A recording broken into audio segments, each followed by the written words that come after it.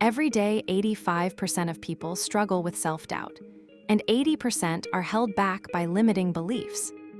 Now, think about what happens when those two forces collide, when doubt and limiting beliefs start feeding off each other. Add in fear, negative influences, and old stories you inherited but never questioned, and suddenly, it's not just a feeling anymore.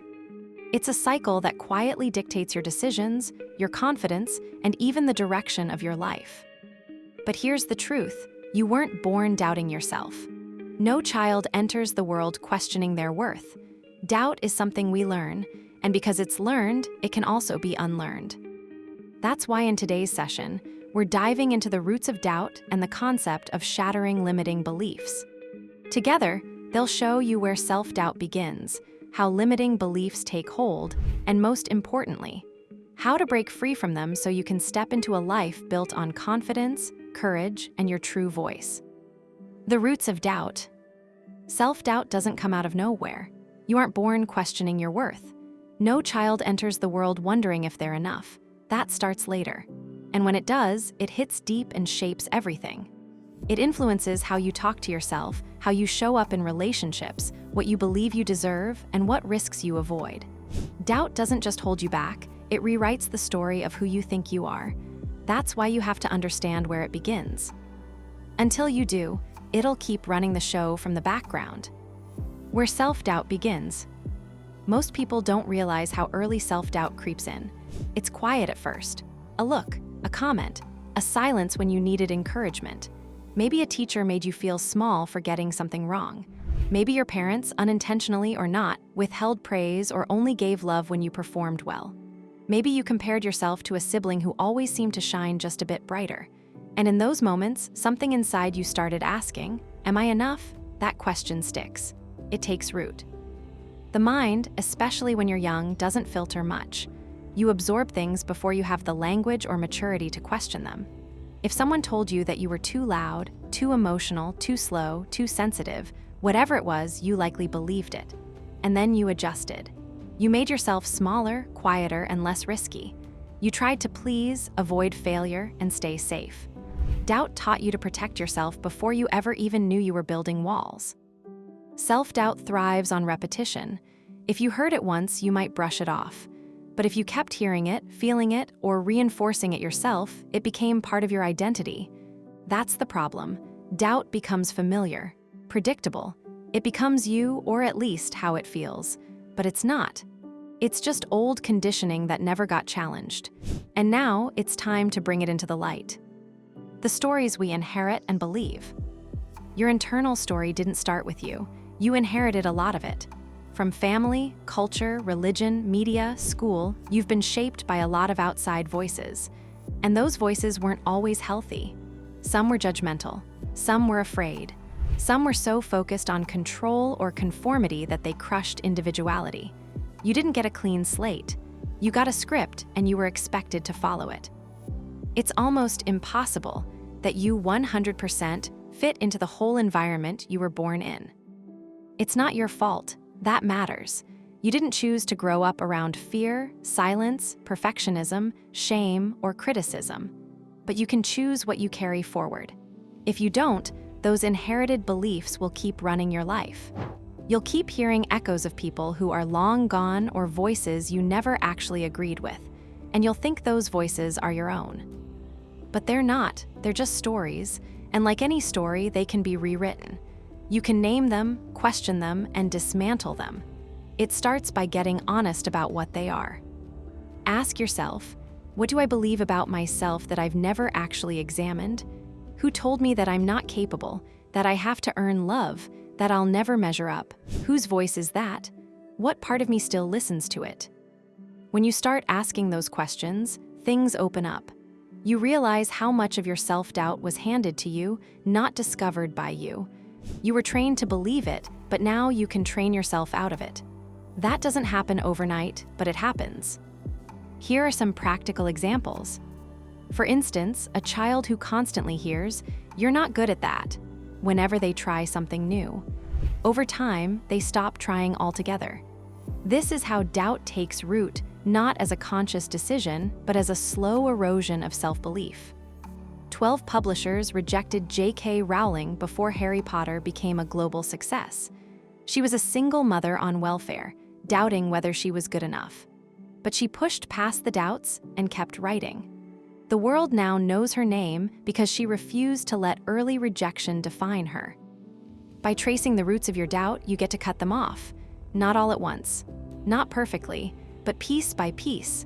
You don't have to wait for confidence to appear. You build it, you earn it. One truth at a time, one risk at a time. One rejection survived, one boundary held, one lie untangled at a time. This is how it starts. Now that we've unpacked where self-doubt begins, it's time to turn the spotlight inward. So let's pause here and do a couple of quick exercises together. Exercise 1, what's your inner voice saying? Most people don't even notice the tone of the voice in their head, but it matters more than you think. That inner critic, if left unchecked, can shape how you see yourself every single day. So here's the question. What are the top 3 things your inner voice says when you feel doubt creeping in? For example, it might sound like, "You're going to fail, so why even try? You're not good enough to do that. People will judge you." Now pause and write yours down. Write counterarguments to any self-doubt by highlighting past experiences or beliefs that show you're capable and deserving of growth. Better yet, share them in the comments, because you're not alone in this. You'll probably see others posting the same thoughts you have, and that's powerful. Exercise 2, what's hiding behind your doubt? Doubt is often just the surface symptom. Underneath it, there's something deeper, fear of rejection, failure, or exposure. So let's dig in. Think of one area of your life where doubt is showing up right now, whether it's your work, your relationships, or your creativity. Then answer these questions. What do you really fear will happen if you put yourself out there? What's the worst-case scenario you imagine? And here's the big one.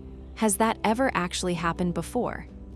This exercise helps you see that most of the fears running your life are based on imagined outcomes, not facts. You're not broken, you're just scared. That's human. Here's something most people never stop to ask. What do I actually care about? Your values aren't just nice words on a vision board, they're your non-negotiables. They guide your choices when nobody's watching. When your goals line up with your values, you feel grounded and authentic. When they don't, you burn out or feel fake, no matter how successful you look. So let's figure this out. Start by writing down 10 values that matter to you. Think of things like growth, honesty, family, freedom, kindness, courage, creativity, or spirituality. Now here's the challenge. Narrow it down to 5, then to just 3. Those 3 are your core values, the foundation for every choice you make moving forward. Write them down now. And if you're willing, share your top 3 values in the comments. You might be surprised how much they resonate with others. Once you know what truly matters to you, it becomes easier to spot the beliefs that don't belong, and even easier to replace them with ones that do. By the way, if these exercises are hitting home for you, I've put together a free resource to take this even deeper. It's a set of ebook summaries that give you a quick, powerful overview of the core ideas from my books, plus practical prompts you can start using right away. You can grab your free copy through the link in the description. It's my gift to help you start rewriting your story today. Now that we've uncovered how self-doubt takes root and begins shaping the way you see yourself, the next step is even more powerful: shattering the limiting beliefs that grow out of that doubt. It's time to call them out for what they are, lies, and begin replacing them with something stronger, truer, and fully yours. Shattering limiting beliefs. The biggest thing in your way right now is probably you. Not your job, not your past, not the people around you. You, more specifically, the beliefs you carry that are quietly running the show, limiting you, shrinking you, keeping you in place. And the worst part, most of these beliefs didn't even come from you. They were handed to you, taught, repeated until you thought they were facts. This is about calling out those lies and writing something better. It's not some cheesy affirmation, a real, practical, personal rewrite. Challenging the lies you've learned. Before you can believe something new, you have to drag the old stuff into the light and see it for what it is. Lies, that's not dramatic, that's accurate. Someone told you, either directly or through repeated experience, that you weren't capable, not smart enough, not worthy, not whatever enough. And you bought it, maybe because it came early or came often. But now it's just there, operating in the background and quietly shaping your choices. That has to stop. The source doesn't make it true. It might have come from a parent who was overwhelmed or scared, a teacher who didn't understand you, a coach who only knew how to criticize, or maybe it came from silence, people who didn't support you when they should have. Doesn't matter. They weren't right just because they were older, louder, or in charge. Plenty of people are confident that their limited beliefs are reality, but they are still completely wrong. Just because someone made you feel small doesn't mean you were small. It just means they projected their own fear, pain, or limitations onto you. Time to put it down. What's the actual belief? Start here. When you hesitate, when you self-sabotage, and when you play small, what are you afraid is true about you? I'm not consistent. I'm too much. I'll always screw it up. People don't really care what I have to say. I'm just not meant for more. That's your script. It might sound rational or even humble, but it's garbage. It's learned, and it's wrong. It's just holding you back. Write it down, make it real, then rip into it. Choosing a new mental script. Don't leave the space empty once you've ripped the old beliefs apart. That's how they sneak back in. You need a new script, one that actually serves you. This isn't about pretending you're perfect or unstoppable. It's about choosing thoughts that help you act instead of keeping you stuck. Traveling the world can be a powerful tool for rewriting your script and filling the empty space left by old, limiting beliefs. Immersing yourself in new cultures and experiences challenges your perceptions, revealing different ways of life, problem-solving, and thinking. You learn to trust your instincts and adapt, slowly building a new narrative that highlights your resilience and capability. Additionally, seeing how others live, their traditions, values, and perspectives, helps you reflect on your own beliefs. Travel opens your eyes to your potential and introduces you to the limitless opportunities waiting outside your old mindset. Choose something believable. Don't jump from "I'm a failure" to "I'm a total badass" if it feels fake. Your brain will reject it. Pick something in the middle, something you can say without flinching. I'm figuring it out. I've handled harder things. I'm allowed to learn. I don't have to be perfect to make progress. Even if I mess this up, I won't quit. Say that to yourself every day. Say it when the fear creeps in. Say it when you're about to back out again. This is your new inner voice, not loud, not cheesy, just solid. Attach it to action. A belief is just a thought on repeat, especially when it's backed by behavior. So, if you want your new script to stick, pair it with action. Small stuff done consistently. If your new belief is, "I can trust myself," then start doing things that reinforce that. Show up when you say you will. Set deadlines and hit them. Say no when you mean no. Do what feels right to you and not for others. If your belief is, "I'm deserving of kindness," then set the boundary. Walk away from negativity. Treat yourself with care. If your belief is, "I am enough," then stop apologizing unnecessarily. Celebrate your achievements. Embrace your authentic self. The point isn't to feel confident first. It's to act your way into a new belief system. Over time, your feelings catch up. Expect resistance. Old beliefs don't go quietly. They're comfortable, familiar. They feel like safety even when they hurt. So when the new script feels weird, wrong, or too optimistic, that's a good sign. It means you're stepping into new territory. You might hear that old voice pipe up. "Who do you think you are? This isn't going to work. People are going to judge you." Answer it directly. "I'm someone who's done being small. I don't care if it's uncomfortable. I'm doing it anyway." You don't need the fear to go away. You just need it to shut up long enough for you to do the thing. The real cost of staying small. Let's talk about what happens if you don't challenge your limiting beliefs, if you let them stay in charge. Because pretending it's not a big deal, that's a lie too. You'll keep shrinking. You'll settle for jobs, relationships, and routines that drain you. You'll stop trying new things. You'll get good at playing it safe, then wonder why you feel restless and empty. You'll watch other people live the life you wanted, not because they're better, but because they weren't paralyzed by lies. Below are the 5 biggest regrets people have before they pass away. 1. Not living a life true to themselves. Many wish they had followed their own dreams and desires instead of conforming to others' expectations. 2. Working too hard. Especially among men, there's regret over missing out on family time and personal joys due to excessive focus on careers. 3. Not expressing their feelings. Suppressing emotions to keep peace often leads to resentment and missed opportunities for connection. 4. Losing touch with friends.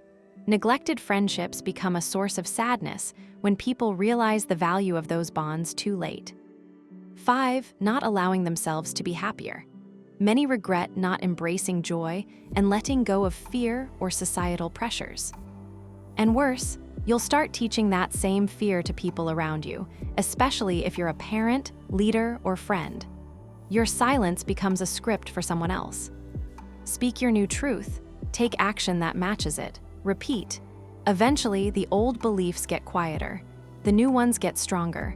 And one day, you'll reflect on something you used to think about yourself and laugh. I actually believed that. Wild. That day is coming, but only if you do the work now. Let's have a look at practical examples. While growing up, you might have heard, "You're not smart enough for that job," and might avoid applying for positions you're actually qualified for. Rewriting this belief starts with challenging it, asking, "Is this really true?" and taking action despite the doubt. Liam, a high school dropout, was often told he would never amount to much. He dreamed of starting his own business, but lacked formal education and resources. Instead of giving up, he started small, selling homemade crafts at local markets. He spent evenings teaching himself business skills through free online courses and reading books on entrepreneurship. Slowly, his confidence grew as he refined his products and built a loyal customer base. Over time, Liam expanded his operation, launching an online store and eventually opening his own shop.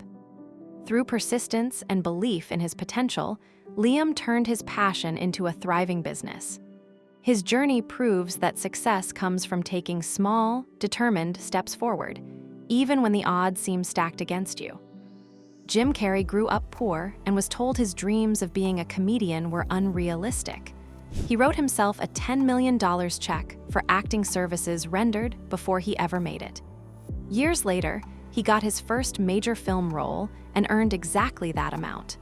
His belief in himself changed his reality. So start today.